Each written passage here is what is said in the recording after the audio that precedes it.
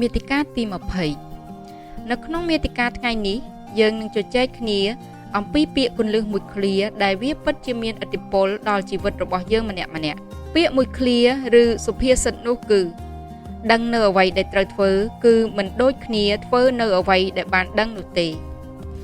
ខ្ញុំជឿជាក់ថាអ្នកទាំងអស់គ្នាប្រកាសជាធ្លាប់ឮហើយក៏ចាត់ទុកវាជាគោលការណ៍ប្រចាំជីវិតសម្រាប់អនុវត្តរាល់ថ្ងៃដូចគ្នាមកដល់ពេលនេះវេលានេះយើងបានដឹងបានទទួលនៅការព្រៀនប្រដៅការអប់រំពីក្រុមគ្រួសារសាលារៀនពីលោកគ្រូអ្នកគ្រូនិងដឹងនៅគន្លឹះអភិវឌ្ឍខ្លួនយ៉ាងច្រើនពីការស្ដាប់ podcast អប់រំនិងការអានសៀវភៅជាច្រើនជាដើមការដែលយើងដឹងការដែលយើងចេះជាចំណុចសំខាន់ជាមូលដ្ឋានគ្រឹះនៃការគិតនិងការបណ្ដុះគំនិតសម្រាប់ការធ្វើសកម្មភាពល្អៗសម្រាប់ជីវិតប៉ុន្តែការអនុវត្តនៅអ្វីដែលបានដឹងទៅវិញនោះទេដែលអាចបង្កើតជាផ្លែផ្កាសម្រាប់ជីវិតរបស់យើងម្នាក់ៗការដឹងការស្គាល់ការយល់ច្បាស់ថាអ្វីមួយវាត្រឹមត្រូវវាប្រសើរប៉ុន្តែមិនធ្វើសកម្មភាពអ្វីសោះនោះបានត្រឹមតែដឹងនិយាយឲ្យអាក្រក់ស្ដាប់បន្តិចលទ្ធផលវាស្មើនឹង0ប៉ុន្តែក្នុងន័យនេះវាអាចមានពីរករណីការដឹងថាអ្វីមួយមិនល្អដូចនេះយើងមិនធ្វើវានោះទេយើងជៀសវាងសកម្មភាពទាំងឡាយណាដែលវាអាចជះឥទ្ធិពលអវិជ្ជមានឬមានផលមិនល្អដល់ជីវិតរបស់យើងដល់សុខភាពដល់អនាគតរបស់យើងជាដើមឧទាហរណ៍ជាក់ស្ដែងយើងដឹងថាការចំណាយពេលមើលបណ្ដាញសង្គមដូចជា Facebook ឬក៏ TikTok អីជាដើមដោយអូសចុះឡើងមួយថ្ងៃទៅមួយថ្ងៃគ្មានពេលឈប់ឈរឲ្យតែពេលទំនេរឬសូម្បីតែពេលរៀនឬសូម្បីតែពេលកំពុងធ្វើការក៏ឆ្លៀតចូលមើលផងដែរយើងដឹងថាវាមិនល្អវាស៊ីពេលវាធ្វើឲ្យបាត់បង់ការផ្ដោតលើការរៀនសូត្រការធ្វើការវាលួចនៅអនាគតរបស់យើងហើយយើងតែងតែមានការភ្ញាក់រលឹកមិនមើលវាលើសពីចំនួននាទីដែលយើងបានកំណត់នោះទេនៅក្នុងមួយថ្ងៃហើយនោះហើយគឺជាការធ្វើសកម្មភាពរបស់យើងដែលស្របទៅនឹងអ្វីដែលយើងបានដឹងថាវាល្អឬក៏វាមិនល្អសម្រាប់ជីវិតសកម្មភាពទាំងនេះវាបញ្ជាក់ច្បាស់ណាស់ថា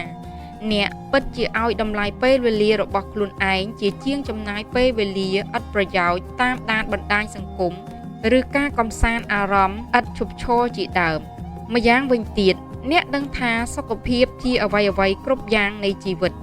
អ្នកដឹងថាត្រូវថែរក្សាសុខភាពតាមរយៈការហូបគ្រប់ជីវជាតិជៀសវាងប្រភេទអាហារដែលមានផ្ទុកសារធាតុគីមីជៀសវាងបារីជៀសវាងស្រាត្រូវហាត់ប្រាណជាប្រចាំញ៉ាំទឹកឲ្យបានគ្រប់គ្រាន់និងទៅពិនិត្យសុខភាពជាទៀងទាត់ជាដើមប្រសិនបើយើងដឹងហើយយើងអនុវត្តតាមការដឹងនោះឲ្យបានខ្ជាប់ខ្ជួននោះយើងនឹងមានសុខភាពល្អបើមានជំងឺក៏យើងអាចដឹងទាន់តាមពេលវេលាជាក់ជាមិនខានតាមរយៈការពិនិត្យសុខភាពយើងប្រកាសជាដឹងថាមានភាពចៃដន្យជាច្រើនកើតឡើងដែលយើងមិនអាចគ្រោងទុកឬក៏យើងមិនអាចទស្សន៍ទាយបានប៉ុន្តែយើងអាចការពារអ្វីដែលយើងអាចគ្រប់គ្រងបានតាមដែលអាចធ្វើទៅបានចុះប្រសិនបើយើងដឹងហើយថាញ៉ាំស្រាការជក់បារីការចូលចិត្តញ៉ាំនៅភេសជ្ជៈផ្អែមពោកម្លាំងវាមិនល្អចំពោះសុខភាពប៉ុន្តែយើងនៅតែមិនបានកាត់ផ្ដាច់ឬនៅតែប្រើប្រាស់នៅសារធាតុទាំងនោះឬក៏ចំណីអាហារទាំងនោះយើងនឹងប្រឈមមុខនៅបញ្ហាសុខភាពនៅថ្ងៃណាមួយជាមិនខានបើតាមសង្កេតមើលបញ្ហាជាក់ស្ដែងគឺមនុស្សមួយចំនួននៅពេលដែលមិនទាន់ដល់វ័យមានជំងឺឬក៏នៅវ័យក្មេងខិតខំព្យាយាមធ្វើការរកលុយប៉ុន្តែមិនសូវបានយកចិត្តទុកដាក់មើលថែសុខភាពពិនិត្យសុខភាពអីនោះទេសូម្បីតែការហាត់ប្រាណវាជារឿងដ៏ងាយស្រួលមួយដែលនរណាម្នាក់ក៏អាចធ្វើបានដែរនោះក៏មិនសូវជាមានមនុស្សព្យាយាមធ្វើវាជាប្រចាំនោះដែរហើយយើងក៏សង្កេតឃើញថាមានអ្នកជំងឺជាច្រើនដែលឈរតម្រង់ជួរនៅតាមមន្ទីរពេទ្យនៅគ្រប់មន្ទីរពេទ្យរដ្ឋហើយក៏មាននៅតាមបណ្ដាមន្ទីរពេទ្យឯកជនផងដែរមនុស្សម្នាក់ខំប្រឹងប្រែងរកលុយប៉ុន្តែពួកគេមិនបានចំណាយពេលវេលាថែរក្សាសុខភាពឬក៏ទៅពិនិត្យសុខភាពជាប្រចាំនោះទេ ហើយនៅពេលដែលខ្លួនធ្លាក់ខ្លួនឈឺពួកគេបែរជាយកលុយដែលរកបានដែលខំសន្សំឬសូម្បីតែការលក់ទ្រព្យរបស់អស់របរផ្សេងក៏ពេលខ្លះមិនអាចព្យាបាលជំងឺនោះបានផងដែរតើហេតុអ្វីទៅបានជាមនុស្សម្នាក់នៅតែបន្តធ្វើសកម្មភាពឬក៏ពិសាគ្រឿងបរិភោគដែលធ្វើឲ្យប៉ះពាល់ដល់សុខភាពរបស់ពួកគេទៀតហេតុអ្វីបានជាមនុស្សម្នាក់ទុករហូតដល់ខ្លួនឈឺធ្ងន់បានព្រមទៅមន្ទីរពេទ្យរហូតដល់ពេលនោះគឺពួកគេមានជំងឺធ្ងន់ឬក៏ថ្លៃចំណាយនៃការព្យាបាលវាคล้ายទៅជាចំនួនធំមួយបាត់ទៅហើយដូច្នេះការដឹងនៅអ្វីដែលបានធ្វើនិងការធ្វើនៅអ្វីដែលបានដឹងវាពិតជាមានភាពខុសគ្នាជាខ្លាំងការដឹងនៅអ្វីដែលត្រូវធ្វើវាជាចំណុចសំខាន់ព្រោះការដែលយើងមិនដឹងថាត្រូវធ្វើអ្វីវាជាបញ្ហាខ្លាំងណាស់ប្រសិនបើយើងបានដឹងហើយថាចំណុចអ្វីខ្លះដែលវាល្អចំពោះសុខភាពនិងអ្វីខ្លះដែលមិនល្អចំពោះសុខភាពប៉ុន្តែយើងបែរជានៅតែទទួលទានប្រភេទអាហារដែលនាំគ្រោះថ្នាក់ដល់សុខភាពដូចជាអាហារបំពងខ្លាញ់អាហារប្រៃឬក៏ចូលចិត្តញ៉ាំអាហារនៅខាងក្រៅសឹងតែរៀងរាល់ថ្ងៃដូចជាពពួកប្រហិតដែលនាំចូលមិនដឹងពីប្រភពនៃការនាំចូលជាដើមមិនចូលចិត្តនៅក្នុងការចម្អិនអាហារខ្លួនឯង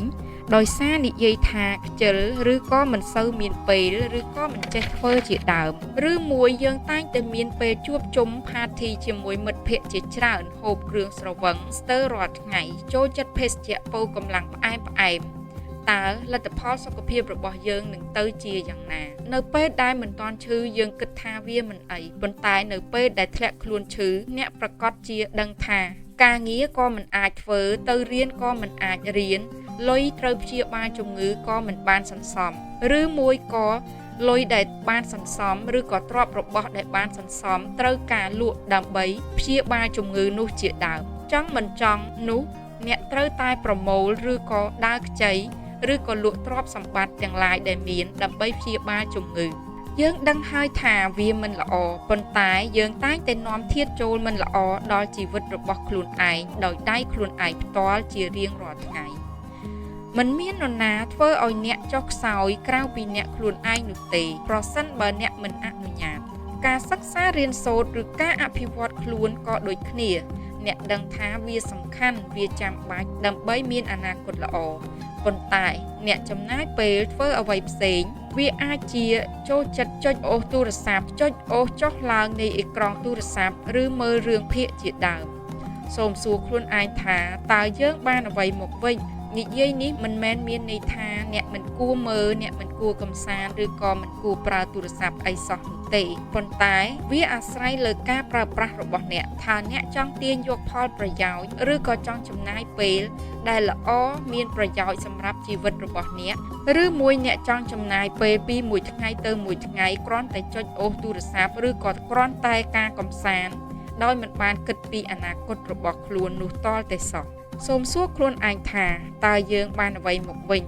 មិនមែនមិនបានអ្វីសោះនោះទេប្រសិនបើអ្នកមើលមាតិកាប្រភេទបែបអប់រំលើកទឹកចិត្តឬក៏បណ្ដុះគំនិតផ្សេងវាអាស្រ័យលើអ្នកប៉ុន្តែប្រសិនបើអ្នកញៀនភ្លេចរៀនភ្លេចធ្វើការរកលុយប្រកាសណាស់អ្នកជាអ្នកធ្វើបាបជីវិតខ្លួនឯងដោយខ្លួនឯងមួយវិញទៀតចំពោះទំនាក់ទំនងក្នុងគ្រួសារក៏ដូចគ្នាប្រសិនបើយើងគឺជាកូនម្នាក់យើងដឹងថាតួនាទីរបស់យើងត្រូវខិតខំរៀនសូត្រស្មោះត្រង់មិនកុហកឪពុកម្ដាយ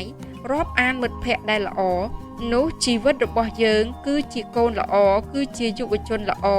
រួចទៅហើយប្រសិនបើយើងអនុវត្តតាមអ្វីដែលបានដឹង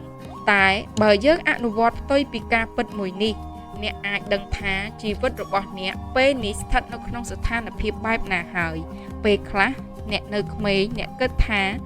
ការដើរលេងការកម្សាន្តវាគឺជារឿងល្អសម្រាប់ជីវិតរបស់អ្នកពេលនេះ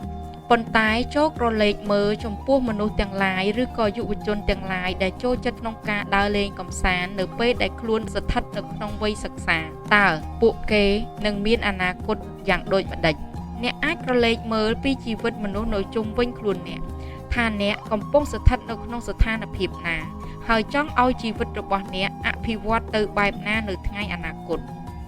បើអ្នកជានិស្សិតអ្នកត្រូវដឹងថាពេលវេលានេះ អ្នកត្រូវតែចំណាយពេលឲ្យត្រូវតាមផែនការត្រូវតែខំសិក្សារៀនសូត្រស្រាវជ្រាវនិងធ្វើការហាត់ការឬធ្វើការស្ម័គ្រចិត្តដើម្បីយកបទពិសោធន៍ប្រសិនបើអ្នកដឹងថាខ្លួនឯងខ្សោយភាសាអង់គ្លេសត្រូវតែចំណាយពេលរៀនភាសាអង់គ្លេសបន្ថែម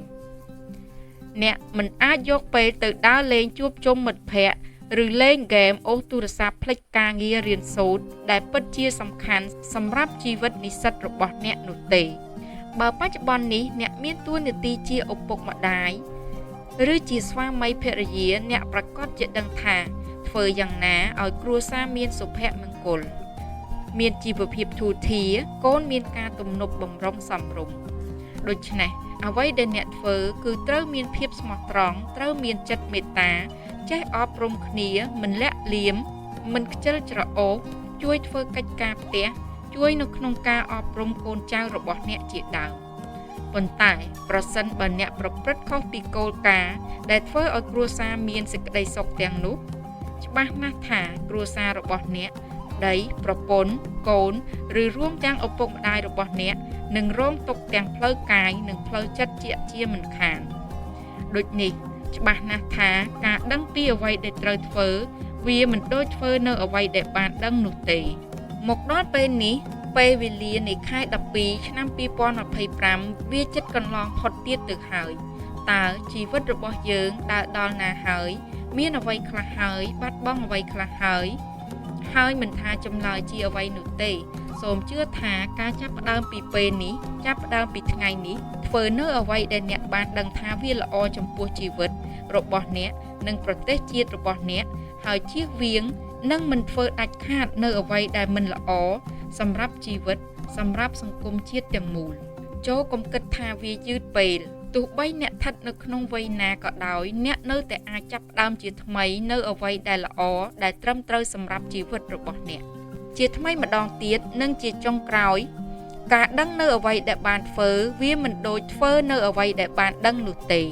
ដូច្នេះប្រសិនបើអ្នកដឹងថាអ្វីដែលល្អសម្រាប់ជីវិតហើយចូលព្យាយាមអនុវត្តតាមអ្វីដែលអ្នកបានដឹងនោះឲ្យបានខ្ជាប់ខ្ជួនធ្វើការកែលម្អឆ្លុះបញ្ចាំងនិងវាយតម្លៃសកម្មភាពរបស់អ្នកជាបន្តបន្ទាប់ហើយប្រសិនបើអ្នកបានដឹងថាអ្នកមិនទាន់មានចំណេះដឹងគ្រប់គ្រាន់ឬមិនទាន់មានផ្នត់គំនិតបែបអប់រំចូលព្យាយាមប្រស្រ័យទាក់ទងជាមួយមនុស្សដែលមានផ្នត់គំនិតវិជ្ជមានមនុស្សដែលចូលចិត្តនៅក្នុងការរៀនសូត្រមនុស្សដែលចូលចិត្តនៅក្នុងការអានសៀវភៅឬធ្វើការរាប់អានជាមួយបុគ្គលណាដែលដឹកនាំខ្លួនបានប្រសើរជាងអ្នកសូមធ្វើការសុំមតិយោបល់ដើម្បីកែលម្អខ្លួនហើយនឹងធ្វើការឆ្លុះបញ្ចាំងពីអ្វីដែលខ្លួនត្រូវកែលម្អសម្រាប់ជីវិតរបស់អ្នកប្រសិនបើអ្នកដឹងថាខ្លួនឯងនៅមានចំណុចខ្វះខាតឬមិនទាន់មានផ្នត់គំនិតបែបអប់រំឬក៏ការភ្ញាក់រលឹកក្នុងការអភិវឌ្ឍខ្លួនអ្នកអាចព្យាយាមនៅក្នុងការអានសៀវភៅឬស្វែងរកវីដេអូ podcast សម្រាប់ការអប់រំបណ្ដុះបណ្ដាលបណ្ដុះផ្នត់គំនិតល្អបណ្ដុះផ្នត់គំនិតវិជ្ជមានជាដើមសម្រាប់ការស្ដាប់ជារៀងរាល់ថ្ងៃអ្នកអាចស្ដាប់វាអ្នកអាចបញ្ចូលនៅធាតុចូលដែលល្អចូលទៅក្នុងខួរក្បាលនៅពេលដែលខួរក្បាលរបស់អ្នកពោពេញទៅដោយផ្នត់គំនិតល្អផ្នត់គំនិតអប់រំផ្នត់គំនិតលើកទឹកចិត្តនោះនៅពេលដែលអ្នកជួបបញ្ហាខ្ញុំជឿជាក់ថាអ្នកប្រកាសជាមានវិធីសាស្ត្រល្អសម្រាប់ដោះស្រាយបញ្ហារបស់អ្នកជាមិនខានម្យ៉ាងទៀតលើសពីមានវិធីសាស្ត្រនៅក្នុងការដោះស្រាយល្អអ្នកក៏មានស្មារតីឬក៏មានផ្លូវចិត្តរឹងមាំនៅក្នុងការតស៊ូនិងជំនះនៅរាល់បញ្ហាដែលកើតមានឡើងសូមកុំគិតថាជីវិតរបស់អ្នកដូចបច្ចុប្បន្ននេះដោយសារតែប្រេងវាសនាដែលបានកំណត់ឲ្យសោះត្រូវចាំថាអ្នកត្រូវតែបង្កើតជីវិតដែលអ្នកចង់បានដោយខ្លួនឯងចេញពីសមត្ថភាពរបស់ខ្លួនឯងខ្ញុំជឿជាក់ថាយើងទាំងអស់គ្នាអាចធ្វើបានមិនត្រឹមតែធ្វើដើម្បីខ្លួនឯងគឺពួកយើងត្រូវតែធ្វើសម្រាប់សង្គមជាតិយើងទាំងមូលប្រសិនបើអ្នកទាំងអស់គ្នាពេញចិត្តនៅមាតិកាប្រភេទនេះសូមចុច like subscribe share វីដេអូនេះជាមួយនឹងមនុស្សជុំវិញដើម្បីចូលរួមនៅក្នុងការចែករំលែកចំណេះដឹងទាំងអស់គ្នាសូមអរគុណជួបគ្នានៅវីដេអូក្រោយៗទៀត